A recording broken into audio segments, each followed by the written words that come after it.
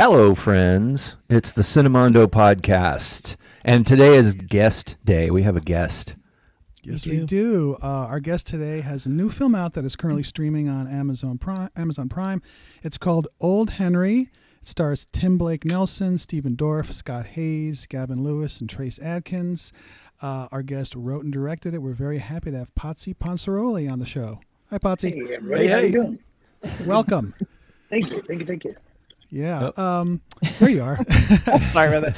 We were going to show the trailer, but we'll wait for a minute because we want people to see what it feels like, this movie we're going to talk about. Oh, great. Okay. Yeah. Well, we get a lot of screeners, and we saw this, and we were just all impressed. All three of us watched it separately, and I'll just start and say, well, this is... you can talk about the film first, about what it is, and we'll kind of go into our thoughts. How's that? Give us a little synopsis. Sure. Old Henry is a Western set at the end of the Old West era. It's in the early 1900s. And it's basically a farmer who is raising his son, without the mother figure, and trying to keep the modern world away from him. And trouble comes knocking one day, and he has to, as much as he tries to keep his past from his son, and try to keep his son from making the same mistakes, it's hard when it comes to your doorstep. So you kind of reveal this guy's, his abilities come out as we get into this. So Great. And it's a great slow reveal because at the outset, he's basically a farmer with his son, in this farm. It's set in Oklahoma. And it's just, he's just tending to the fields and the animals, and it's a very simple life. And we know that his wife has passed. So he's trying to keep it small. And the movie is it's contained. It's basically almost all of it takes place, on his property, which is great. So there's a lot of intensity because these people are kind of coming in, invading his home, and we care for him. So you get that sense of a home invasion, Western style,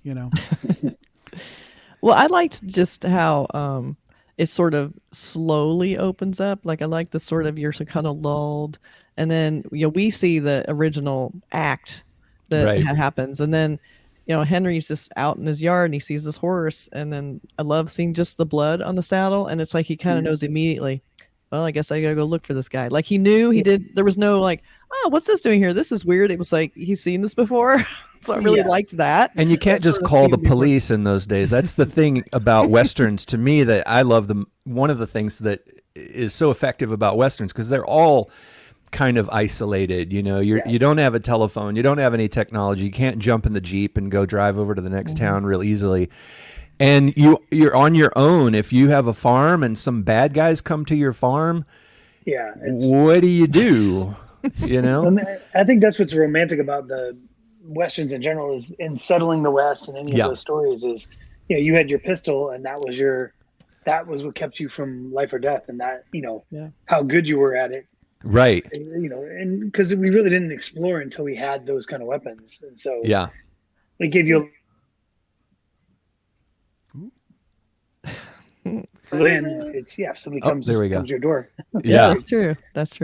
And it's that isolation. Like this is like, I love the really focused isolation of the film, and it feels small, but it's just so authentic. Like, how did you find this location? How did this germinate in a way? So I was actually it's a 2,000 plus acre property outside of Nashville, about 40 minutes outside. And the land, it starts to it's the foothills before the Appalachian Mountains. So it's gorgeous countryside. And I was scouting the property for something else, and I found this little cabin, and it's 100-plus-year-old cabin. And I was sitting down there and walking through it, and there's peeling wallpaper, and it's just beautiful. And it started to get dark, and it started to get dark, and that's when I had the same thought: is like, okay, if somebody came up right now, cops aren't going to get here in time. Like I have to decide, is this danger or not? Yeah. And that was really the spark of the story. Oh, okay. I was going to ask you that. How you wrote this. Oh, that's interesting. So the location was the kind of the catalyst for it. So wow, that's interesting. Yeah. So you went there, and the story came to you in that actual location that you used in the film. That's really cool. And then we actually looked at filming Oklahoma, and we couldn't get the tax letter back in time, and we had about 3 weeks till we started shooting. So my partner in the company, Shannon, we were just kind of talking. We're like, we won't get as much money from tax instead of shooting in Nashville, but we have all of our crew that we love. We have the locations there, and just kind of we took the gamble, and I think it paid off because that location is it's amazing out there. Oh, it's a great location too. The house. I mean, the things that probably came to you, like the fact that there's so much space under the house. There's a whole sequence that involves something to do with the fact that you can get under the house. Well, it wasn't written. Dugan's character was supposed to be, the shootout was kind of in the yard and behind buildings and stuff. And I was out there with my DP John Matashak, and we were just kind of walking around. I was like, this could be something. Yeah, the camera goes down. Yeah, it's just that I think him and I walked that scene easily 30 times that night. Yeah, just kind of exploring it and everything. And when Tim got there the next day, we were like, all right, we have the greatest idea ever. That's so good. Quick rewrite, and it was a lot of that happened. There was a lot of rewrite along the way. Yeah. So. And using there's a lot of really interesting things to do with the environment, with the space, and that there's a really great sequence near the end of the film. We're not going to go too far into spoiling, but it's a Western. It's got a shootout in it, all right? You mentioned a shootout, but there's some great use of the environment and the space and the stuff around the house. There's a fence. There's a shot that you have of the fence when they go over the fence and the camera goes to the other side of the fence, and just really really beautifully staged, really beautifully blocked, and the stunt work and the effects, everything. It's exactly what you want to see in a film like this, I think. Yeah. I really appreciate that. We built the when I saw the house, the front porch is actually on the other side of the house. So we actually thought about, can we lift the house and spin it? But that, I think it would have fallen apart halfway through. Right. So thank God our art director and production designer were just amazing, and the property owner was amazing. He let us tear down an old barn and use the barn wood to build that porch on the back. Oh, nice. And then we got other wood and built the fence line and built the hog pen, and okay. A lot of that was we put. So that stuff wasn't just there already. Yeah. Oh, that's funny. We should show. I want to show the trailer so people can get a vibe for how beautiful this looks. So we'll do a quick. We'll throw it in here. Yeah. Why'd you settle here? Up at dawn, working the crops, rain or shine. You'll discover there's worse arrangements. Paul's a good man, Wyatt. I ain't him. Stop fretting about it. You know I saw what's in the back of that closet. I've done things I wish I could take back. I best go look for the rider.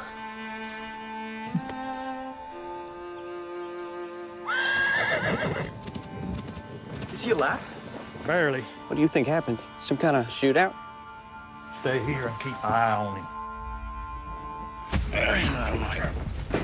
Who the hell are you? My pa found you. Well, go fetch him. Won't you put my gun in my satchel? I don't know what you're talking about.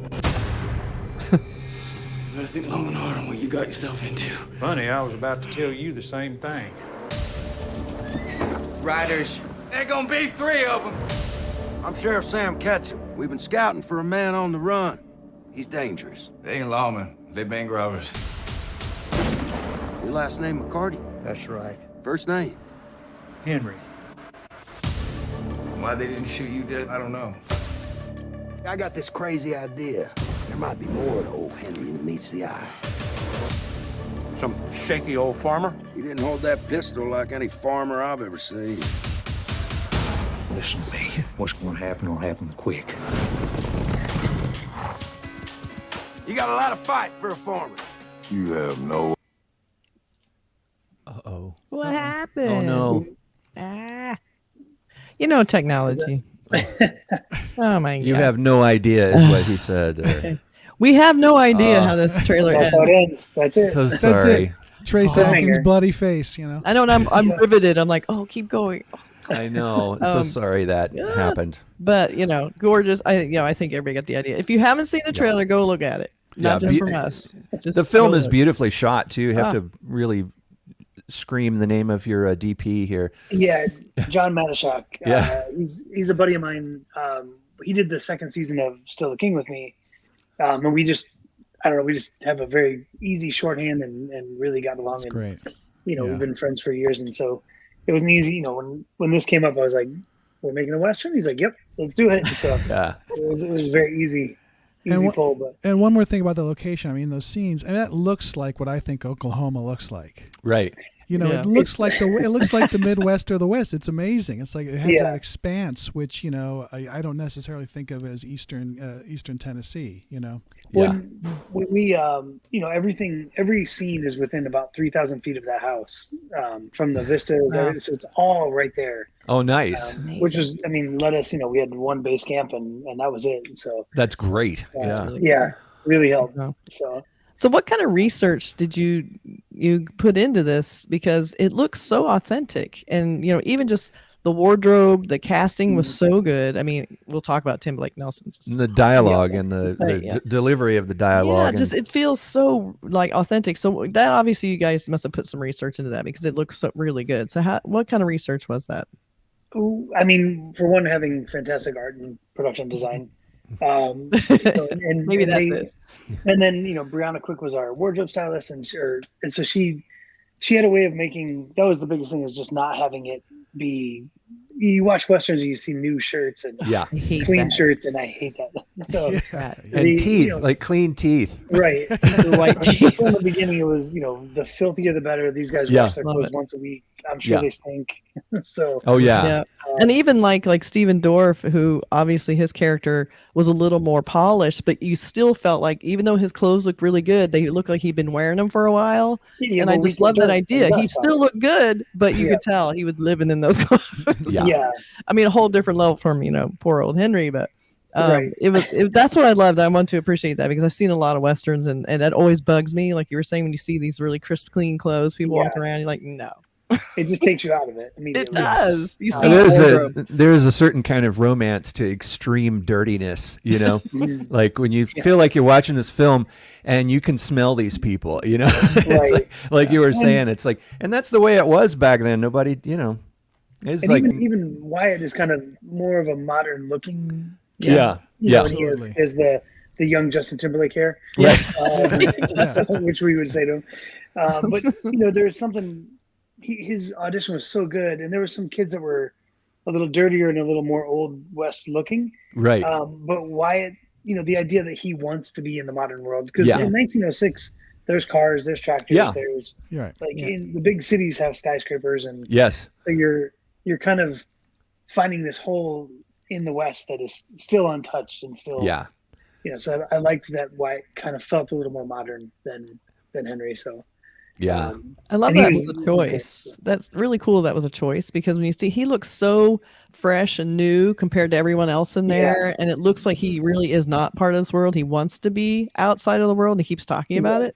I love that you made that choice to make it like that. Like he wants to be in the modern world, not here on the farm. In my mind, he has his his stack of city papers under the mattress. The program from the World's Fair and things like that. His dirty secret. It was also authentic that Trace Adkins, who plays his brother-in-law, lives like the next property over, or that's my assumption anyway. So that kind of feels like this is Henry's world is a very small world. Yeah, he goes to town once every couple months, and everything else he gets himself. He wants to stay away from civilization as much as possible. That's right. And there's a style to the dialogue too that's really nice too. There's some reference for that, and when you look at Civil War letters home and the way people spoke, they had a certain.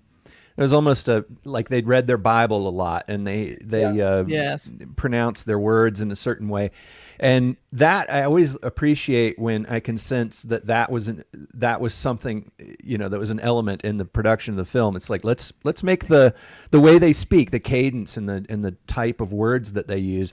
Let's get that right as close as we can, because we don't really have recordings of people from back maybe that far. Right. Yeah. Well, that there was so when Tim first got the script, he said, we sent it to him, and And he's like, I guess he read it, and he's like, all right, I want to do a Zoom.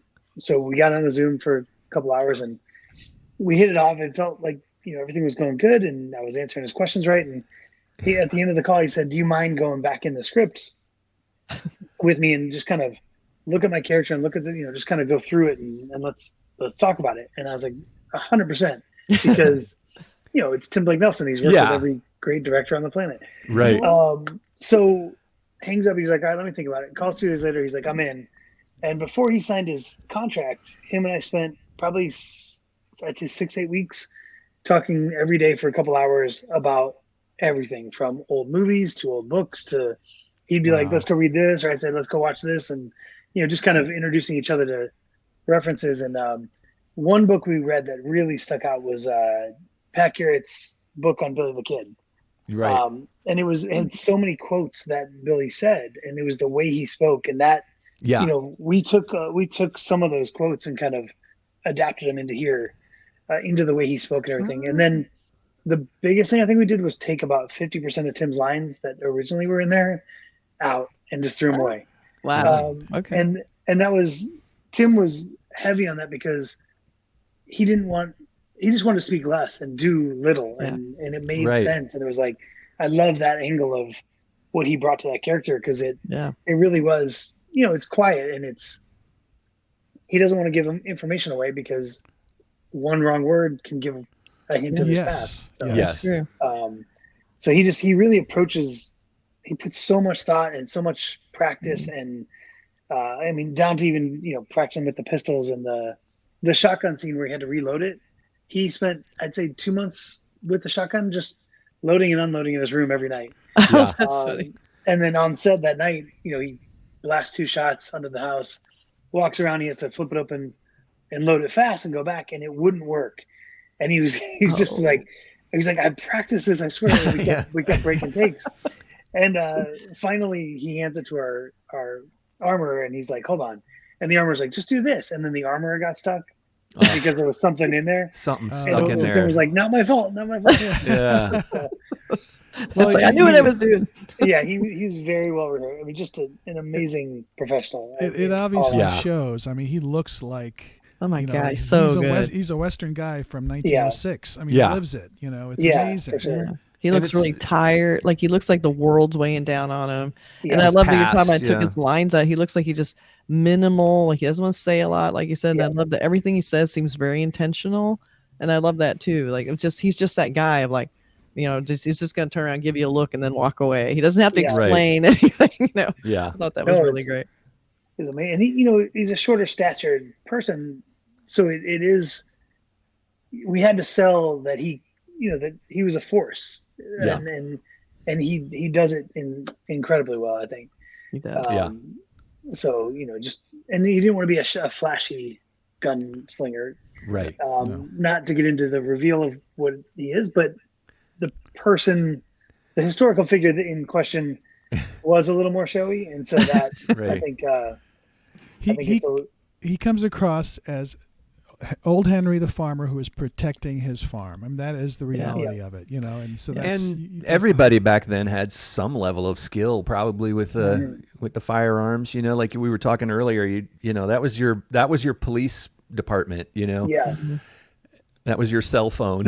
Right. But I like instead of being flashy, he had this sort of just casual confidence with it. Like, they were saying, I don't see any farmer holding a gun like that. Like, there was this sort of attitude, and it wasn't this big, I can twirl the guns, and it was just this sort of like the way he stood with it. That to me, it almost says more than the big flashy, whatever. Like, he's trying to keep it sort of down low, but he can't even help looking good at it. Right. Yeah.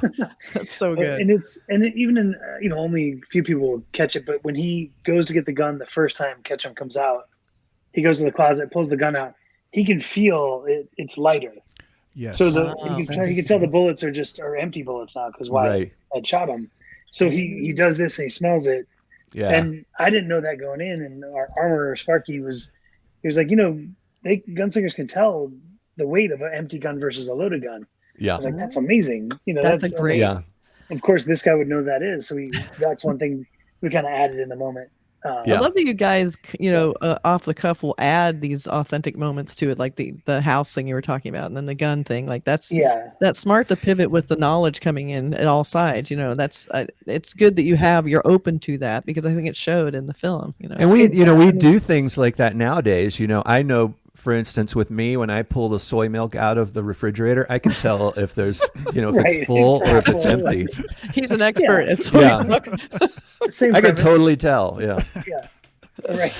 That's so good. So I had going to the casting. Was Tim Blake Nelson? Was he sort of like the first guy that you got on board? He was the first guy. Yeah, right. It was. In looking at, you unfortunately, when you make a movie, you say, who sells the movie, and that's where you get, where you get stuck, because you're having to make a movie based on what they think it'll sell, and not necessarily who's right for the part. And so that was a big thing of, okay, give me Tim, and I'll give you other people that rate, but he fits this role so much. So it was go this direction, and once he signed on, it really made it to, it could have been a different movie altogether with anyone else in that role, but Tim just made it such a richer film, I think. Yeah. And was it easier to get the other, because it's a great cast? I mean, this is like top line stuff. Was it easier? Oh, Tim, he's attached. We can get Stephen Dorff and whoever else. Is that how it worked? Stephen actually lives in Leapers Fork, which is about 40 minutes south of Nashville. Oh, nice. So he moved from Malibu to here, because his father's in the country music world. And so when, we reached out to Stephen Dorff, and he saw that Tim was doing it, and he saw it was a Western. He read the script, he liked it, and so it was. I think Tim was a huge draw for him to come. Because Tim's. I think everybody wants to work with him. Yeah. He's one of those. Yeah. And he's the nicest guy on set. He'd never go back to the dressing room or trailer. He would just stay on set, and he'd just hang out and tell stories. And if it was just a Gavin and Trace scene, he would stay there and just be present and be in the moment. And he would journal. He has this journal that he'll sit and just journal all day. And I'm like, what are you writing? He's like, because there's some stuff about you. There's some stuff about I was like, well, now I want to read it. When do you read about me? But he goes through, he said he goes through one every 3 weeks, I think. So he's got hundreds of these things at home. Wow. That's amazing. That's really fit. So did you have to teach anyone to ride a horse, or was everyone pretty horse friendly? Well, Tim's amazing on horse and with guns, because he did Buster Scruggs and yes. Oh my God, he was so good in it. Yeah. And then Stephen Dorff was good. Trace Atkins, of course, has horses. Yeah. I think Wyatt had never been on a horse before. That would make sense for him, though. And then Stillwell, Max had never been on a horse before. So it was, but our Rewrite Smith was our wrangler, and before anyone, even Tim, before he got on it, he'd sit there and he'd talk to him and he'd walk him through it, and then they'd go around the corral until he felt they were comfortable, and then he could take them out and do whatever. That's funny. So yeah, it was very he was very by the book with it, which was nice. I like that, because I've been around horses my whole life. So when I see a film and you can tell the actor has never ridden a horse before, or that the horse doesn't know the actor. Yeah. But in this, everyone looked really relaxed on their horses, and everybody looked really, that's the key, is just looking like, you're just part of the horse. And that really came across in that also. So I was like, who trained these people? They must have already knew. So I just had to know. And there's a scene, the scene with the tall grass, and they're in the creek. Right. So Dugan with the beard, his horse, he jumped off. He went to go get back on it, and his horse kept bucking. And so he got off. He's like, and Rewrite kept saying, no, just get on. It'll be fine. He's like, and then the horse went crazy for a second. He's like, yeah, I'm not getting on that horse. So we actually swapped it for Ketchum's horse. It's brown horse. So in that scene, I think if you look close enough, you might see it's two different horses. Oh, that's funny. Sometimes horses get cranky. It's like, no, I don't want anyone riding me right now. Right. Yeah. That's really funny. If you're not super comfortable, I wouldn't get on it either. Yeah, it'd be scary. It's one bad fall, and it's like filming stopped. Right. Would not be good. You don't want to risk that. Yeah. Animals are just, it's like, these animals and kids on a set. It's gonna be tough. Yeah. Yeah. How long You're was not the getting shoot? your day. Yeah. How long was the shoot, Potsy? How long did it take you to shoot this? 21 days. 21. Wow. And it was, and then COVID, COVID ate up half hour every morning with tests and stuff. And then, Right. then sunlight hours we shot in November and December, this time last year. So it was, really short daylight hours. It gets dark at 4:35. Right. So it was tough. It was, the final shootout in the woods. Once, I don't want to give away too much, but once they get to the woods, that whole final shootout scene, that we did that in about 2.5 hours. Wow. Goodness. So really? Wow. You're cranking it. A lot of moving. So, Well, speaking of the shootout, we'll go back. There's I sometimes in like shootouts and action films, they can really bore me because I don't really know what's going on. I don't get the spatial, where. But here, it's really brilliantly done as far as him moving around the house and also in location where the bad guys are. I really felt that the whole time. And that's great direction. So I was really blown away by that because it was really intense, which is what I wanted. Yeah. And the way the story is told too, the way the visuals tell the story. I love the scene where he blasts them all, and you think, okay, he got them, and then he looks, and what tells him something is somebody's hat. There's one shot of a hat, and it's like that's. Oh, okay. He's not around. I didn't get him. Oh, yeah, that's true. It's a great way to reveal some simple, great way to. Don't have to explain it. Yeah. No talking. Yeah. He just draws back his gun, and then it's quick shots. It was a lot of fun. That was and the reloading and everything. My wife loved it too, and she's not I guess maybe she's not a huge Western fan, but she really liked it. And she's one of these people that's counting the bullets, She's like, she didn't. There's only 6, right? I really, really paid attention. Yeah, you win on that. Yeah, my wife approves. That was the biggest thing going in. My biggest inspiration for the the shootout was Open Range. Yeah, because that was a Western that it was so quiet, and from 10 feet away, you can miss. Yeah, there were bullets missed back then, and so. It was and every shot was so heavy and so loud, and then taking the time to reload, you're vulnerable, so you have to hide behind something. So I really wanted to play with that and just show you the danger of not only being shooting but being shot at. And just in the chaos of the moment too, you go around the tree and you're like, bam, it's like you're there's this weird, I can't imagine what that feels like, but I imagine your adrenaline is pumping and you're not aiming and you're not taking your time, and it's true. That comes across. Just that panic. Right. Oh my God. And the end shot in the trees, that was supposed to be Tim's character and another character. He was supposed to have a fist fight with him. It was supposed to be hand-to-hand combat and end with Tim drowning him in the creek. And so all set to go. A couple days before, we tested the creek water, and it had E. coli in it because this was a cattle farm. Oh yeah. So had to rewrite that scene 2 days before we shot that one. So I wouldn't have thought to check. Like, is that something that is standard? I guess if you're outside, you got to be checking all that stuff. Well, it's SAG rules, and there's so many rules that you have to follow. Right. That's a new one. Okay. You can't throw people in a creek.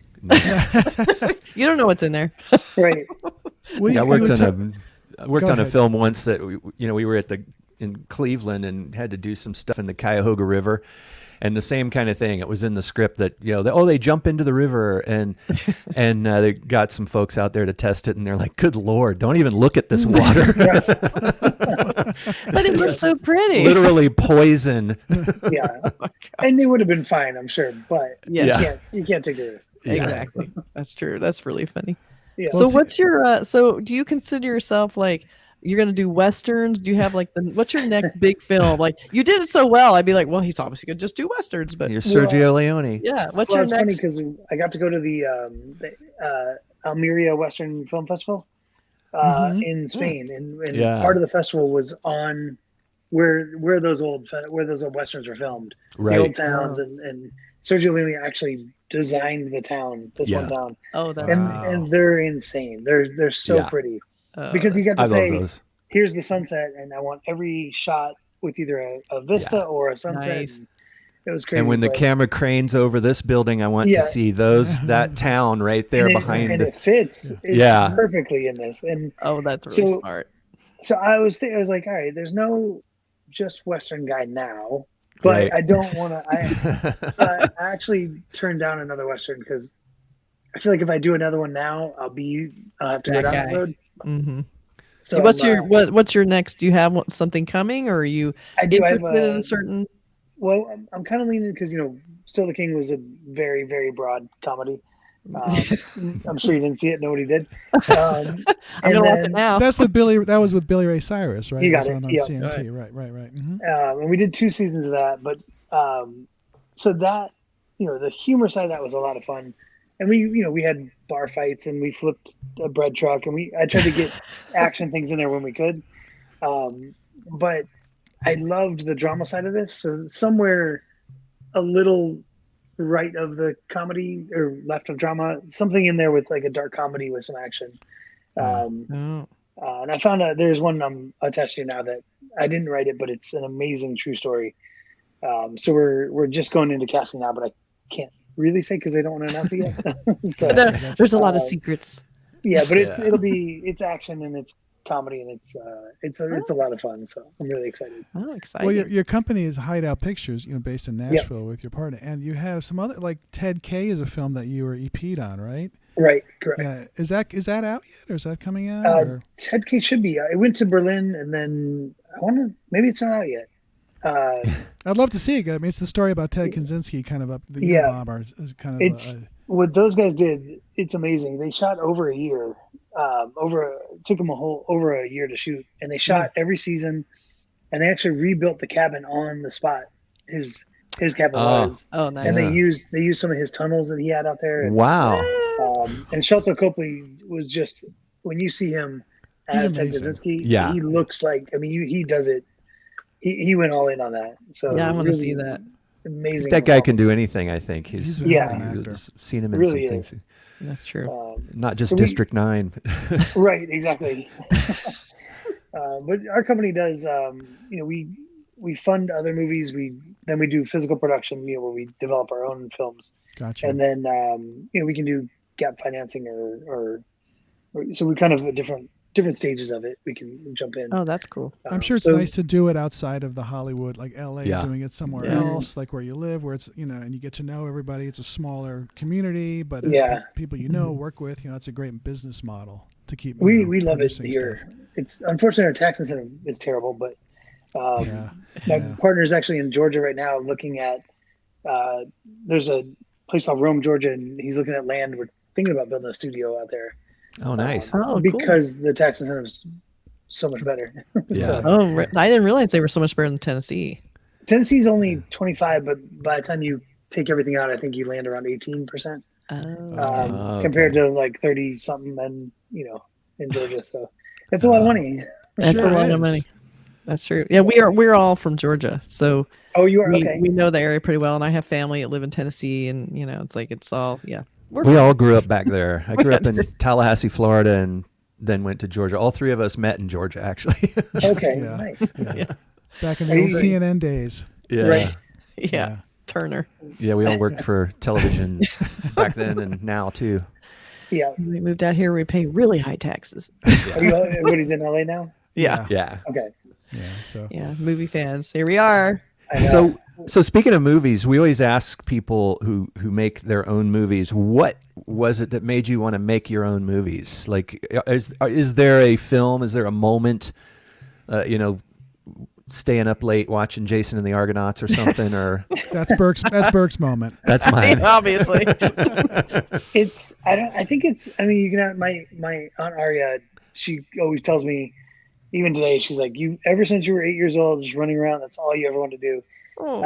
And so I'm like, she's like, it's really cool you're doing it. And so I think, I mean, mine were, and they're it's a normal answer, but it really did have an effect. It was the Stand By Me's and the Goonies and the Monster Squad and because those all hit me right at the age when that was like, I was those kids. And it was just, I don't know, those movies really just, I just got sucked into that big imaginary world, and it was Right.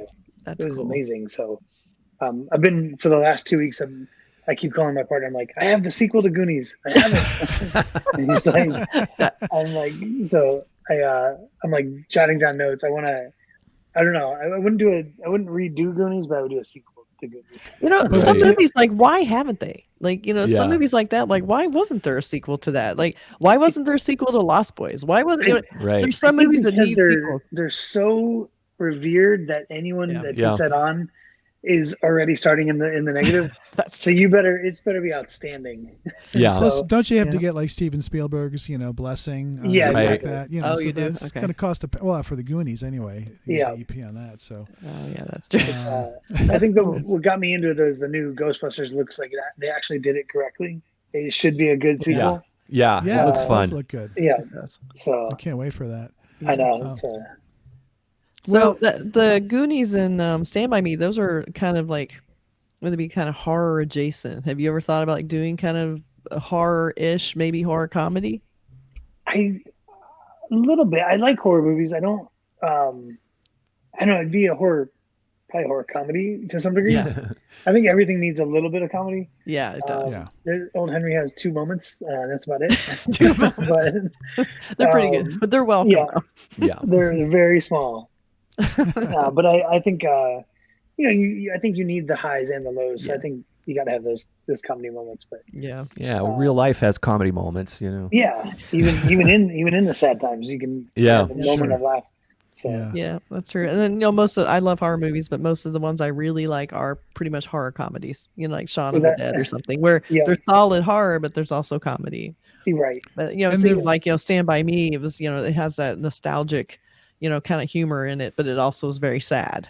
Oh, So it's like- when they showed that face of the dead kid instead Yeah. of me, that haunted me for months after that. Yeah. so disturbing. Just that- yeah. But Yeah. it was about the adventure and that Mhm. Yes. when you're a kid and back then we rode our bikes Yeah. miles away and there's no phones and you Isn't you that just win. crazy? It's so crazy. Ah. Yeah. My friends and I used to play around the train tracks too. It's different. It's a different way of growing up. Yeah. Yeah, it was. Yeah. I know. You think about it, like you'd just be gone all day. Just be Yeah. home by 6. It's like your parents don't know Yeah. where you were. I know. No, I was talking to my daughter yesterday and she's like, yeah, there's not a moment where you don't know where I am That's Right. true. because of my phone. I was like, that's Yeah. true. That's hard. That's hard to Kind be of a kid. comforting. It's the way it Yeah, should good for be. me, bad for you. Yeah. yeah, it's a different. And how old's your daughter? I have 2. I have almost 14 and then 16. So Oh, Oh. okay. Wow. Yeah, I have Okay. a 14-year-old daughter too, so okay, I know where Getting you're at. into it. one's Age driving, gone. one's not. Oh gosh, God, I'm not, driving. I'm not looking forward to that. It's gonna be It's tough. that was a nervous first. It was like, all right, there you go, go. do your Yeah. thing. Bye. But life gets so easy when that happens because like she's at work right now and I don't have to go pick her up Oh yeah. afterwards, Nice. which is nice. Yeah, Imagine if you were on, out where old Henry was, and you would have to go, into town. How much Oh, of no a way. pain in the ass that would be. Get on the Yeah. horse. Well, and that's why I got nervous out there when the sun went down in that little cabin because we live in Yeah. East Nashville, which is it's like city suburb, and I've always lived in like that kind of area, and so the country is a terrifying place. Right. It certainly It's can It's just be. real Yeah, for quiet. sure. It's Yeah. just it's quiet and it's dark and it's But everyone's there's- in the woods. yes. You feel like you're very far away from anyone being able to help you. Yeah. So it always feels like you are on your own out Right. there. Exactly. Well, I Well, always it- think, we yeah. live in LA and like, I want to go to the country. So we'll go away for a few days and then it kind of freaks me out. Yeah. Because Yeah, you there's come not the back. noise and the white noise. Let's go back, like Yeah. every little bump and then every little, branch is a bear or something that's going to take me out. Right. So, I love that feeling though, and that's why I like movies like this. Yeah. I think I've been to some countries where I've been way out in the middle of nowhere in a foreign land without speaking the language and being out in a literally in the wilderness in a faraway place, and I just love that feeling. I love I don't know, I'm not like an outdoorsman hiker kind of mountain climber type, but I like being away from things, and I think that's what makes me like these movies. There's movies we do a lot of horror reviews on the podcast, and one thing we talk about a lot is isolation horror, which is nobody's going to come help you. Right. And I think with the Old West, that's sort of built in. It's not a horror film, but it's got elements of like horrible things happen. Yeah. You're on your own. And it's a scary idea to be far away, even though I might love it, you know? Yeah. When Matashek and I, that was one of the references we had was The Witch. Oh yeah. Just for some of those moments of just the eeriness and so that was one, you know, we referenced Hostels and Assassination of Jesse James, and then The Witch was one as well. So right. Yeah. It's fun because you definitely play with the actors. You have different references with your DP of you just deep dive into that genre and watch every movie possible. Yeah. And just try. And the books, there's some really great. But one book that I've read several times, I don't know why, because it's pretty harrowing, is Blood Meridian. Mm-hmm. It's just that to me is a nightmare of a Western. You know? I haven't read it. I know what you're talking about, but I haven't read it. Yeah, check that one out. That's my wife. I'm not a very good book reader. Yeah, I'm pretty slow too, but I'm a slow book reader. But like a script, I can say it's 120 pages. I get that done in a day, but the book is like I'm like, I'm never gonna finish that. It's like 10 scripts. Yeah, I can't. Why start to do that? Yeah. Well, it shows in the movie. I mean, all those influences show, and it's a really wonderful picture. We recommend everybody to go and stream it and watch it, or if it's at it might be at some theater somewhere. I don't know. This is a great theater movie. Mm-hmm. Yeah, it was out very scattered, few theaters across the country, but I believe that's done now. I think it's just it's in physical on Walmart's and Best Buys, and then of course Amazon and Apple and all all those. that. So yeah, it's a wonderful film, and it's a good one to get on 4K. Yeah. Yeah. And when you do your next film, hopefully you'll come back and have another visit. Secret film. For sure, absolutely. This was really. Thank you so much for explaining, the background of it, because it was such a good movie, and I love hearing the stories about how that stuff gets made. It was really nice. Oh no, thank you guys for having me. I appreciate it. Yeah. And thanks for making a Western. Yeah, I know, right?